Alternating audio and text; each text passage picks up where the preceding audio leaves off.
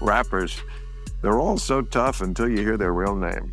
Yeah, or until you see them at a puffy party. Oh. Then they're not tough no more. I'm surprised that the rap game is still alive after, because the masculinity that the rappers are supposed to portray, perform on me, and you get your deal. That was what I heard while I was on Empire about some of the people in the business. And Petey Pablo, you remember Petey Pablo? I know who that is. Petey Pablo, talented writer, singer. Him and Young Buck wrote a song called Ho Is On. And in that song, back in about 2011 or 29 or something, because he called out all of the taking place at those parties and those people, he was kicked out of the music business. No radio station would play his stuff. So you look for Petey Pablo, he's not around anymore. Puffy invited me for weeks, asking me to come and teach him how to, wanted me to be his acting coach for a while. Go there and he's sitting around just looking. I'm like, okay, what's the material you want to work on? He's just looking at it. Then next thing you know, okay, hey, will you help me? I want to hear your music. So I come over there and I play the music. He's sitting there, just looking at it, like waiting. Okay.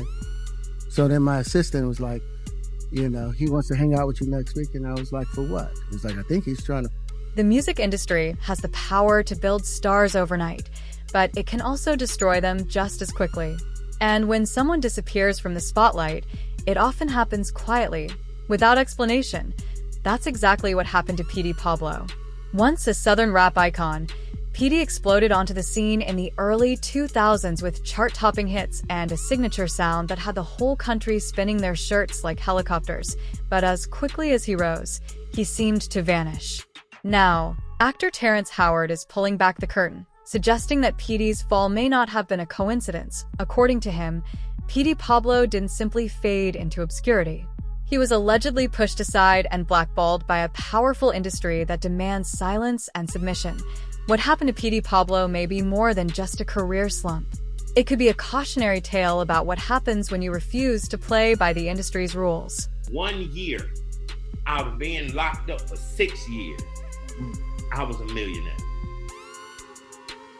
And that was the craziest thing in the world. Like, I sat on the corner. The day we signed the deal, me and my partner Fab, I remember we had like $7 and like almost $8. And we bought us 240s of Old English 800. 2 egg rolls from a little Chinese spot, and it was raining. And we sat outside and we cried like motherfuckers, like babies, bro. I done it. Like it was hard at times. Again, I wanted to quit.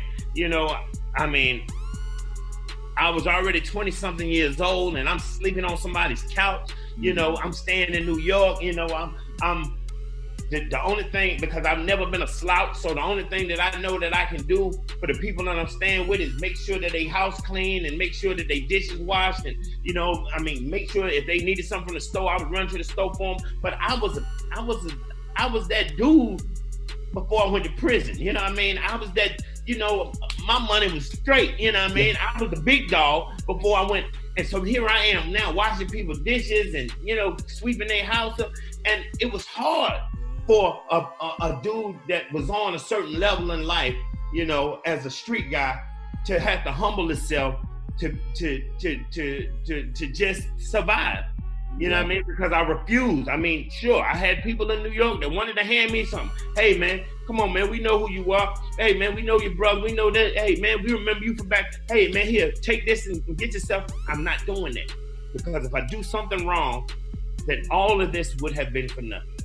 I came home from doing 6 years and left everything and everyone that I knew and I loved to go to a place in pursuit of my dream. I was determined to make this dream happen. And I can't get up here and do something stupid and mess around and get myself caught up in something. I'm already in New York. And anything can happen in New York. A lot of people went up there and they never come back. Petey Pablo. Petey Pablo was about to sign with Death Row. You feel me? That in the boat, and he said something. He said, put Suge's name in it. And Suge just walked through the door. It's like 30 his Bloods and Crips. You could tell he was hating, and the tension was in that. I ain't with none of that Blood Crip, but I say Blood and Cuz in the same sentence. Nigga, I'm a real nigga, I'm an East Oakland nigga, so I can do that. The other can't. So the whole point is, you know, I ain't gonna disrespect you if you're a Crip. I ain't gonna keep blooding you. If you're a Blood, I ain't gonna cuz you. That just ain't how I get down. You know, I'm gonna do the respect, right? But all my real though, you feel me? Most of them, that was real hitters.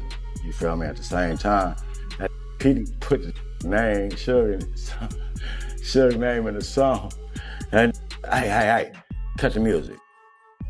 That went into the booth and closed the curtain. Right? What's going on? About 3 minutes later, the curtain over. Session over. Give me session over. We just got here. Session was over. I don't know what that said to that, but I guess he didn't want that to say his name in the song. Period. Cut that whole session over. I ain't heard from Petey Pablo since. Petey Pablo didn't have a smooth entry into the world of music.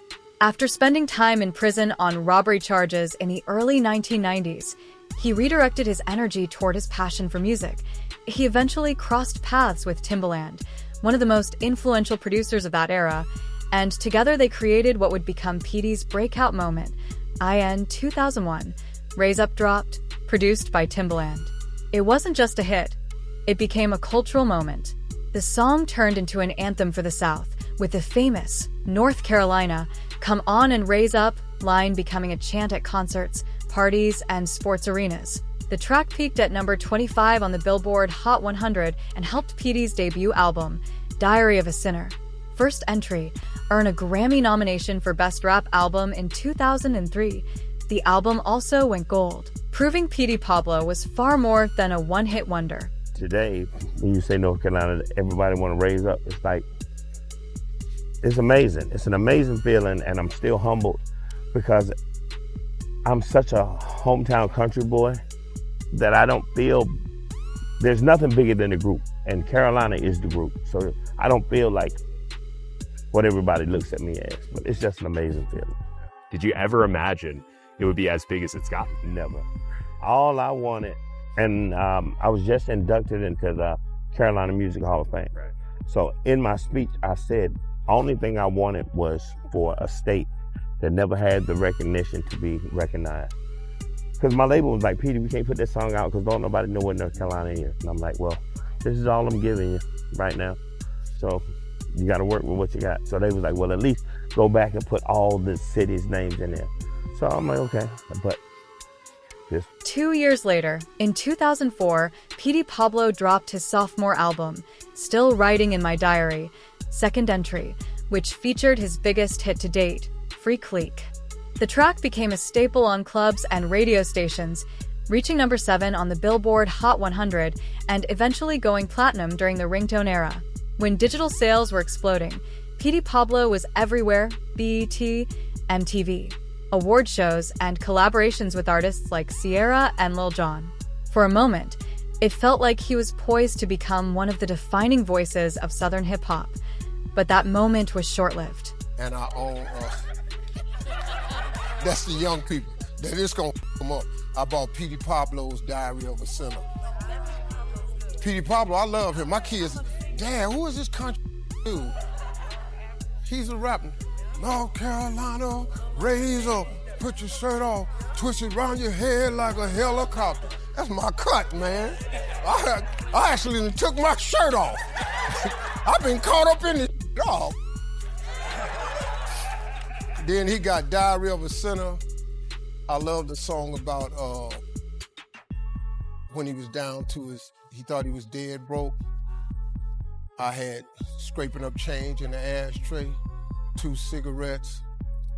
He didn't know how he was gonna make it. That song, I listen to that to this day before I go to work, because it reminds me. Because it ain't always been this way. You know, you can't get this life. First of all, it's a blessing. This is grace and favor, you know. This ain't, your life ain't really supposed to be like this. I ain't really done nothing to deserve this. This is grace. It's God just gave me a lot of grace, man.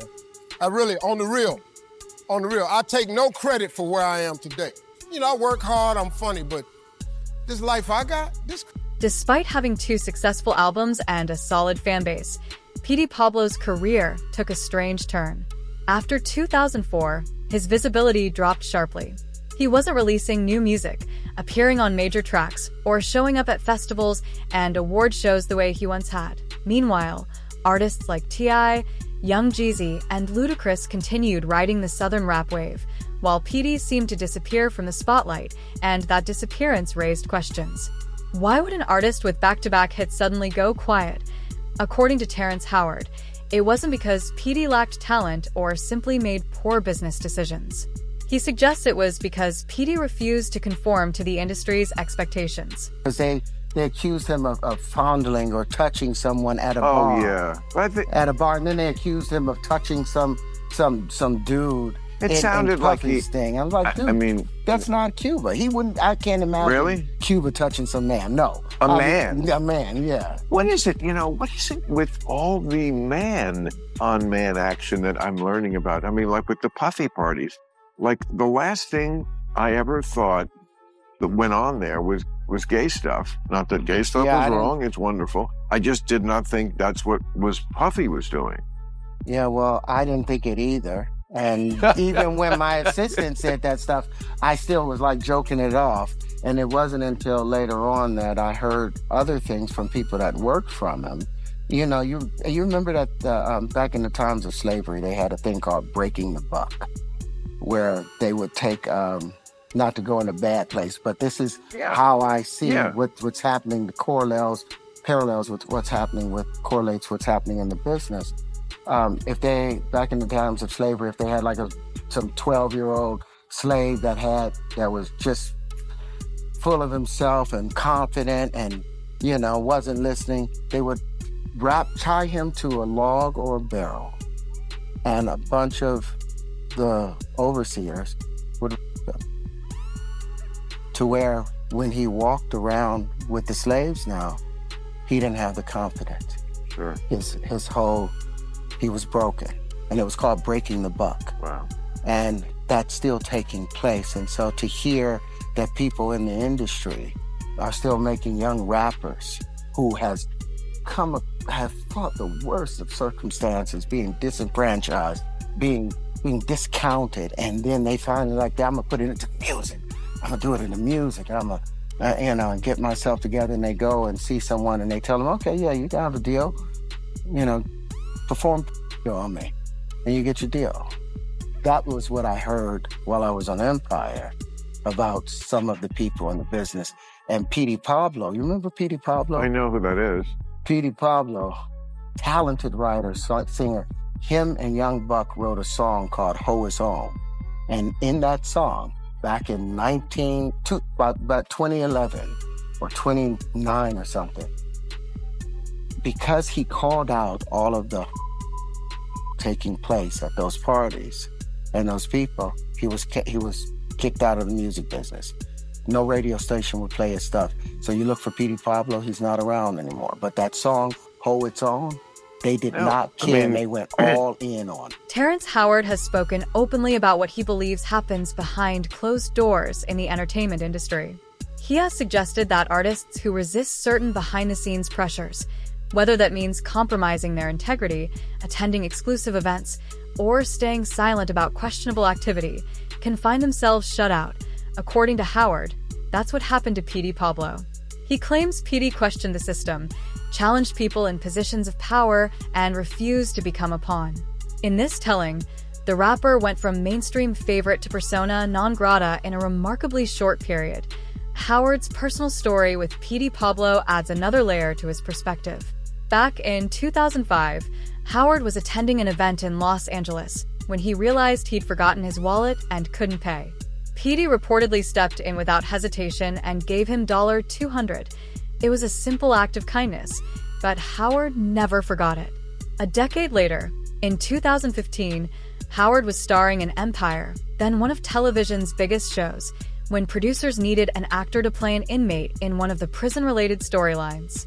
Howard remembered Petey Pablo, No, the whole Terrence story, that was a whole story within itself anyway, because the reason that I got that role on Empire was, like Cherry said, I'm just that guy. I just so happened to run into Terrence Howard in the Four Seasons Hotel, and I was like, hey, what's up, man? That's Terrence, the Hustle and Flow. Oh, man, what's up? He's like, man, I listen to all your stuff. He was like, even when I was on Hustle and Flow, he was like, I listen to your music. You know, he said, I was trying to act like Petey Pablo, and that's crazy to me. You know, you did. So I said, hey, man, we all going out. What's up? You want to come out? And he was like, nah, man, I'm going through a little something right now, man. I lost my wallet, lost my credit cards and everything, so I'm just going up to my room, man. So I was like, damn, you lost. So I reached in my pocket and pulled out 200. He was like, here, take it. He was like, here. He was like, I was like, no, man, you just don't be walking around with nothing in your pocket. Like, here. And I gave him the money and I walked off. So fast forward, 13 years later, I get a phone call. And this was a couple years ago. He was like, is this Petey? I was like, yeah. He was like, first of all, I need you to see. He's like, this is Terrence Howard. I was like, damn, what's up, bro? I ain't heard from you, years. Last time, he was like, yeah, last time I seen you, yeah, something happened between us. And I need you to send me your address because I owe you some money.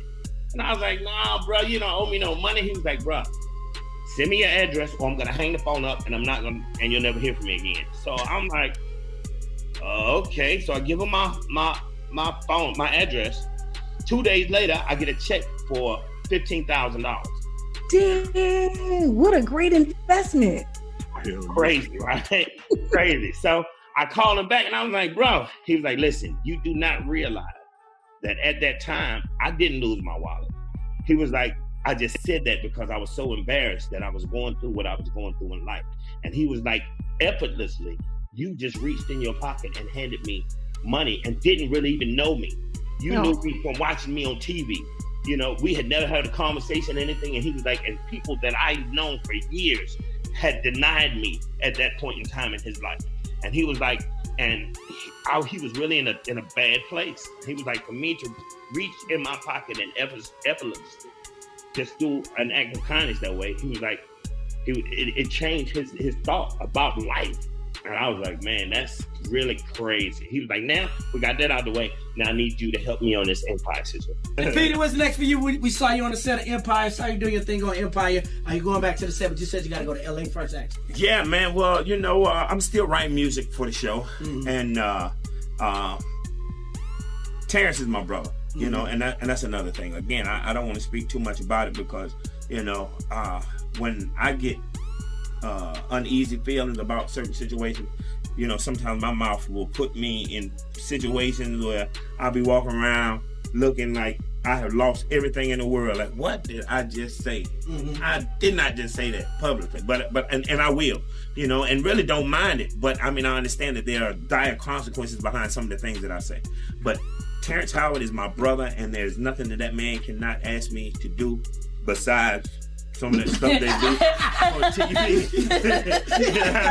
No. Clear that up right now. No, but that's my brother, man. And you know, whatever I can do to help him and the show, man, I mean, I'm always there. And you know. That connection landed Pablo a small role on Empire, where he played an inmate alongside Howard's character, Lucius Lyon. That connection landed Petey Pablo a small role on Empire, where he played an inmate alongside Terrence Howard's character, Lucius Lyon. Pablo also wrote the track Snitch Way, which was featured on the show. The song reportedly earned him around $15,000 and gave him a brief return to the spotlight, but it wasn't a full comeback. It was more of a thank you from Howard, a nod to someone who had shown him loyalty and integrity. Unfortunately, even after the Empire exposure, the industry still showed little interest in reviving Pablo's music career. His name remained largely absent from radio, major labels, and major tour lineups. Then, in 2010, Petey Pablo made headlines for a very different reason. He was arrested at Raleigh-Durham International Airport after attempting to bring a stolen, loaded Smith & Wesson pistol onto a flight. He was charged with possession of a stolen firearm and eventually sentenced to nearly 3 years in federal prison. On the surface, it looked like another setback caused by his own choices. But the bigger question is whether his legal troubles tell the entire story. Other rappers, including T.I., Lil Wayne, and Meek Mill, have also faced prison time and later returned to major support from fans and the industry. Their setbacks became part of their redemption stories. Petey Pablo's path was very different. Pablo, let me just say something right quick. Hip-hop, anybody who got a respect for hip-hop, you listen to your right now. Suge, y'all got to respect what Suge done did for the game, okay? Regardless of the negativity that the media has portrayed, that man is hip-hop history. You understand what I'm saying? That man is hip-hop history. With on and cracking, and that man was in the media without negativity, y'all was all on his. Then as soon as the white man or whoever come in and try to say what the man that did wrong, who he was involved with, I want to let him go. Stop doing that to people in the industry. Judge them off your own merit. Don't let no other rapper say something about one rapper and you take from that one. You understand what I'm saying? Stick with it. Be a true fan. Don't be no whole fan. You know what I'm saying? If you dedicated, be dedicated. If not, we don't need you because you're going to eat anyway. Anyway. You understand what I'm saying? It's new in the system. Where you at, Remy? Where you at, Jay?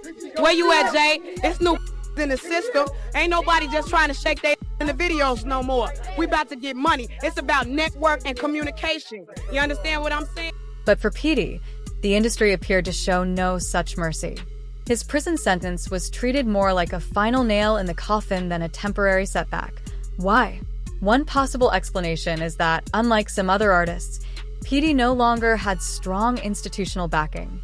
He wasn't surrounded by powerful labels or influential managers who could help rebuild his career. Some critics argue that he had already been pushed to the margins before the arrest, and that the charges simply gave the industry another reason to keep him out of the spotlight. Whether that interpretation is accurate or not, the contrast is difficult to ignore. For some artists, prison became part of a comeback story. For Petey Pablo, it became another barrier in a career that was already struggling to regain momentum. Just imagine, I'm watching Petey Pablo in his car, and my brother, Big Spider, in his passenger seat doing this. And Petey Pablo letting him unscrew his earrings.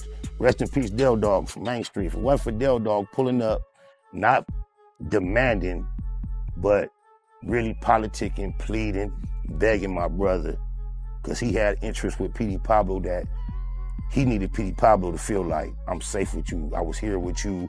So Del Dog really pleaded to my brother to give him that pass, which was a very hard pass for my brother to get. But I just seen Petey Pablo sit there and allow a nigga to screw his earrings out and didn't do nothing. Damn. Am I lying, Petey Pablo?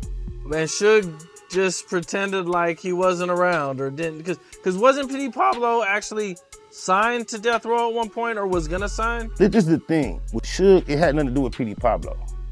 It had everything to do with when he got with us. My brother, M.O., his whole interest, his approach was to ask Suge permission. Is it okay for me to get down like that around here while we moving around? And just before it was even a Petey Pablo to think about, and my brother getting that Suge like that, when nobody in particular was the person we're talking about, Suge kind of gave him the green light and let him know, I know how you get down, and when we moving, that's in the game too. You know, just don't be messy, cross nobody up, implicate nothing.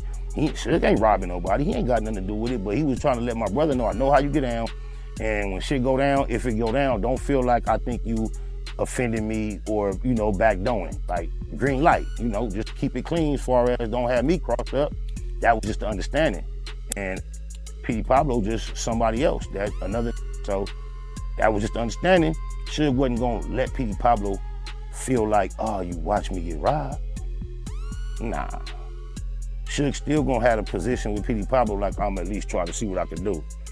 And Suge was cool enough to where he might negotiate a few coins up out of Petey Pablo on our behalf for him to get them earrings back. It was that type of understanding. You feel me?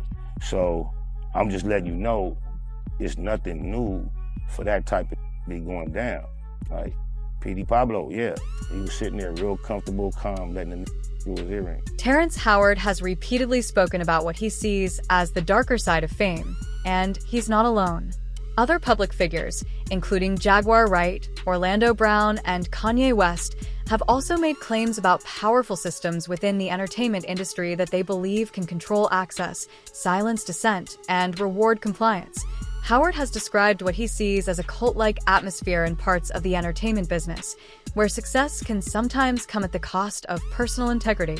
He has suggested that actors and musicians may face pressure to compromise themselves in exchange for roles, record deals, or industry approval. Petey Pablo isn't the only artist whose career appeared to lose momentum under unusual circumstances. When looking at the careers of artists once connected to major industry figures, some observers believe a broader pattern begins to emerge. Many of these artists enter the industry with talent, charisma, and major cosigns from powerful names. Yet somewhere along the way, their momentum faded, and some struggled to regain the visibility they once had. Go back and watch the Math Hoffa interview. I kind of like broke it down, and Math was trying to get me to say the names and like really say names. I'm like, I ain't gotta do that because I don't want to brothers' lives up like that. Yeah. But I'll say this: the music business is ran by the devil. So the music business is only designed to get as many people to go away from God as possible. So what happens is the devil needs workers, and by workers, he needs people who have influence, who can mislead or misguide people away from the light into the darkness. So I was that kid out there, and they were great friends. They embraced me, man. And my whole crowd was always black. I never thought I'd ever play for white people until my music went number one. And when it went number one, all of a sudden my crowds I went from smaller crowds to huge stadiums. In rap music, it just hadn't been done like that before. So for me, I was just like, whoa. Take Shine, for example, a young rapper from Belize who is being positioned as the next big star under Diddy's Bad Boy Records in the late 1990s. He had the voice, the street credibility, and a debut album that eventually went platinum. But everything changed in 1999 after the nightclub shooting involving Diddy and Jennifer Lopez. Shine was convicted and ultimately served nearly 10 years in prison, while Diddy was acquitted of the most serious charges. By the time Shine was released, the music industry had moved on, and his relationship with Bad Boy had effectively ended. His career never returned to the level many had expected. Some critics have questioned whether Shine was left to carry the consequences of an incident involving more powerful figures, while others have speculated about why he remained relatively silent at the time. Those interpretations remain disputed, but the contrast between Shine's career before the case and what followed is difficult to overlook. When we were on our way to court, I knew that they were setting Shine up to take the fall. When Shine decided to get his own lawyers, I knew that they was going to set Shine up to take the fall. These guys in the industry want to act like that they didn't know that Puff helped send Shine to jail. Then there's Depp, another Bad Boy artist who once appeared to have a promising future. In the early 2000s, he released Special Delivery, which became a street anthem and helped establish his name in hip-hop. But behind the scenes, Depp was reportedly struggling with guilt over a crime from years earlier. In 2010, he walked into a police station and confessed to a cold case he had committed decades before. That confession ultimately led to a conviction and a sentence of 15 years to life. Diddy had little public involvement in the case. The contrast raised questions among fans and critics about the very different paths taken by artists associated with Bad Boy, especially as Diddy's own career continued to grow, while some of the label's artists faced devastating personal and legal setbacks. Right, so pretty much the whole time you was in prison, he didn't reach out to you? Yeah, you know? Yeah, man. Shout out to him too, man. Yeah, I mean, he going through a lot right now. How you feel about everything Diddy going through right now? Like his houses getting ready for trafficking. How you feel about that? Well, I mean, I feel like, whatever's going on, he need, he's gonna handle it. However, whatever happens, whatever transpires, you know what I mean? I mean, like I said, man, I don't know what happened. I don't even know what's going on. You know where I was at. You know what I mean? So, I hope the brother get around it, man. You know what I mean? Whatever's going on. The easy person to blame is Diddy because everybody blames him for stuff. But yeah, I mean, that's dope, man. For you to be like, yo, I did this or I did that, I mean, yeah, man. I mean, it's real, man. I mean, you can't run around. I don't know, man. I don't really subscribe to that though. You know what I mean? Like you can't you gotta look at what's really going on, you know? A lot of times, you know, I don't know if that's something that I developed, and, you know, I don't know when that develops, you know what I'm saying? I mean, the truth is, you know, the truth is just important, like, you know what I mean? At some point in my life, I realized that, you know, truth is just, you know, genuineness is important, and that kind of, you know, trickles out into, you know, anything you really can do. Like, you know, be truthful. Why do you think you got dropped? You know what I'm saying? It's all about truth. Like, you know what I'm saying? Why do you think? Come on, honestly. You know what I mean? Don't fool yourself. You only lying to yourself. You know what I'm saying? At the end of the day, like, you know what I mean? Over in Jay-Z's camp, similar questions have been raised. Remember Memphis Bleek? He was once viewed as Jay-Z's protege and was expected by some to eventually carry the Rockefeller legacy forward. Despite releasing multiple albums and receiving major backing, however, Bleek never reached the level of mainstream success many predicted. His career plateaued, and he gradually faded from the spotlight. Jay-Z once suggested that Bleek was essentially one major hit away from changing the trajectory of his career. But that breakthrough never came. Some critics argue that Jay-Z could have invested more heavily in developing Bleek as a standalone star, while others view Bleek's career simply as an example of how difficult it is to turn early industry momentum into lasting mainstream success. Either way, Bleek became more of a supporting figure within the Rockefeller dynasty than the successor many once imagined. Landed in LA, homie pulled up on you and said, is this Memphis Bleek and Jay-Z album ever gonna happen? Was it an EP? Yeah. Because I have never heard of that. Was No. That was from him. That was his idea. Oh, the TMZ dude. Yeah, he suggested He made that up. Yeah, he That's was a good just rumor like, to have. I love That's that, right? That's what I said. Yeah, that was a good one. Okay. He made that up right there on the spot. And I'm like, I should have tried that at 100 million, not a Billy. Word. You know what I'm saying? I ain't gonna lie. Yo, Hov, let me get a verse. I can hear that right now. Yo, you bugging. Pop that. Yo, crack that dude, say my. Let's go spend some money. You bugging. Right. Okay, but let me just be clear with you. As I'm digging into, you got like a whole album. You got a double album with him. I do. People don't give credit. I do have an album with Hov, the Dynasty album. Yeah, the Dynasty album is a collaboratory album of all of us. Damn, you right. You know what I'm saying? Emil is on that as well. No, Emil ain't make the Dynasty album. Nah, she ain't make the Dynasty album. Freeway was the new addition on the Dynasty album. Okay. Yeah. All right. And then there's Emil, the female rapper who featured prominently on early Rockefeller tracks, including Can I Get It with Jay-Z and Ja Rule. She was heavily promoted early in her career, but after releasing her debut album, she quickly disappeared from the mainstream spotlight. In later interviews, Emil suggested that industry politics and misogyny played a role in her departure. She also described the culture surrounding that level of fame as toxic and difficult to tolerate. Whether she ultimately walked away or felt pushed out, her career became another example of how quickly female talent could lose visibility in the fast-moving hip-hop industry. For how she was not willing to participate in demonic rituals and then just the after parties, the activities they wanted her to participate in. She joined Rockefeller Records. It was only for the intent to make music, okay?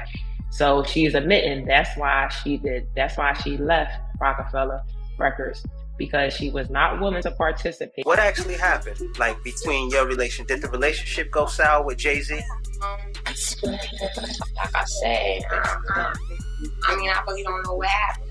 Okay. Till this it day. was never no bad blood between us or nothing. Nah. Now, from what we heard, and we heard through the grapevine, I guess you said a lot of people was hating on you at the label. Some people was hating on you at the label. I guess the assistants and all that, blocking what you needed to do. I guess why was that part of it? We also heard that, you was dealing with Killer Priest, and that was the reason why they dropped you from Rockefeller. That's what we heard. Did you hear that? And how true it? I heard at the time, I might have been dealing with Priest at the time. And as far as there was a lot of hate going on at the DaBaby, yes, it was. Well, I do believe that had a lot to do with it. Young artists, many of them coming from humble beginnings, were handpicked by powerful industry figures and given opportunities they once could only dream of. only to later struggle with financial problems, legal trouble, or fading careers. And when you look across these stories, some of the same industry names repeatedly appear, including Diddy, Jay-Z, and Birdman. That doesn't prove wrongdoing by those individuals, but it does raise questions about how power, influence, and business relationships can shape an artist's career, whether the issue is control, exploitation, poor management, or simply the brutal nature of the music business. These stories suggest that the industry can be ruthless, and when an artist stops being commercially useful, the consequences can be severe. Sometimes they aren't simply dropped, they seemingly disappear from the spotlight altogether. I'm hearing rumors that Marvin was gay. And I'm like, was he gay? And Quincy's like, yes. They would have wanted to do that, and I wouldn't have been able to do that. Well, you mean you couldn't kiss a guy on screen in a movie? Yeah. No, because I don't fake it. I couldn't kiss a man either. That's true. And that does not I would cut my lips off. I can't play that character. Right. 100%. I can't. Right. I got a lot of thoughts about this. What? Number one, I don't care that he doesn't want to kiss a man. He has the right to not want to do that. Like that's his values. That's true. That's his boundaries. You know what I mean? If he feels like if he doesn't want to do that for a role, he has every right to feel like that. Second, I don't know if Terrence Howard is the perfect Marvin Gaye. I know Terrence is a great actor, but I'm like, Marvin Gaye? I don't see Terrence Howard as no Marvin Gaye. Well, you know, Lenny Kravitz turned it down too. Lenny Kravitz declined the role of Marvin Gaye. I don't see Lenny Kravitz as no Marvin Gaye either. Bill Maher said you would have been a great Marvin Gaye. Who do you see as Marvin Gaye? I don't know. I got to think about it, but it ain't Terrence Howard or Lenny Kravitz. And I know acting is acting, but I just don't see that. And why is Marvin Gaye? Because his last name Gaye? When the hell did Marvin Gaye become gay? When people die, whatever we knew about them when they were dead, I'm talking about the public, it should stay that way. I feel like the thing is, a lot of people may have been saying this, nobody really listened. You know, it's just like with a song, like it could be a really, really great song and then someone do a cover of it and it makes it more popular. So I feel like because when you talk about Diddy, a lot of people been saying a lot of things about him for years, but now everybody's starting to listen. Petey Pablo's fall from the spotlight may have been more complicated than bad luck or poor career choices. According to Terrence Howard's perspective, it was connected to Petey challenging a system that doesn't always tolerate resistance. The music industry can be fiercely competitive, and artists who refuse to follow expectations can sometimes find themselves pushed to the margins. Howard's testimony offers his personal view of how that kind of influence can operate quietly, powerfully, and without mercy. Petey wasn't simply forgotten, Howard suggests. He was pushed out of the spotlight.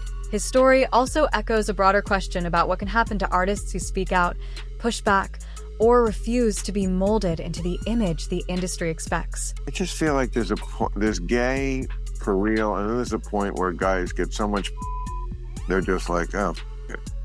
Yeah, well, it would have been that, but they would have wanted to do that, and I wouldn't have been able to do that. You mean you couldn't kiss a guy on screen in a movie? No. Not even, yeah. No, because I don't fake it. I literally, it has to. I couldn't kiss a man either. That's true. And that does not make me. I would cut my lips off. Yeah, no. Well, I would. Okay, if I kiss some man, I would cut my lips off. Well, I would not do that. But it does not make me homophobic to not want to kiss a man. Just like lots of gay men are like, yuck. You know, I mean, that's okay. We all have our own, no one wants to tell you how to. Do what you love to do, but don't do it at me. Don't aim it at me. And I can't play that character. Right. 100%. I can't surrender myself to a place that I don't understand. Yeah. And so that's the end part of that story of what I had to I can let understand. go. I can understand it. I'm just not of it. I mean, I could certainly understand men attracted to men. I mean, is in nature. Animals. There are animals. Many, many, many animals. Yeah, the bonobos. The bonobo monkeys. They practice it. Practice it. They do. All of them. Their whole community, the whole colony, everything, the bonobos, the entire interaction. It can't be all of it if they still make it. No, but they still do making that, but it's seen in there. It's seen in those places. But for me, with my constitution of what matters as a man for me. Yeah. That's the part that I can't Maybe the go. bonobos are gay. Every once in a while, the bonobo thinks he should try, like Elton John when he married that girl in 1989. You know, I mean, we all knew it wasn't going to work, but you know, you got to give it a shot. Who knows? As more entertainers come forward with stories of exploitation, coercion, and manipulation, it becomes harder to dismiss cases like Petey Pablo's as isolated incidents. His journey can be viewed as part of a broader conversation about an industry that can build people up quickly, yet leave them struggling when their momentum fades or they step outside the expected path. And thanks to people like Terrence Howard, stories like these continue to receive public attention. But what really happened to Petey Pablo? Was he a victim of industry politics, or was his career simply shaped by a combination of difficult choices, legal troubles, and bad timing? Let us know what you think in the comments below. Until then, fam, keep it real.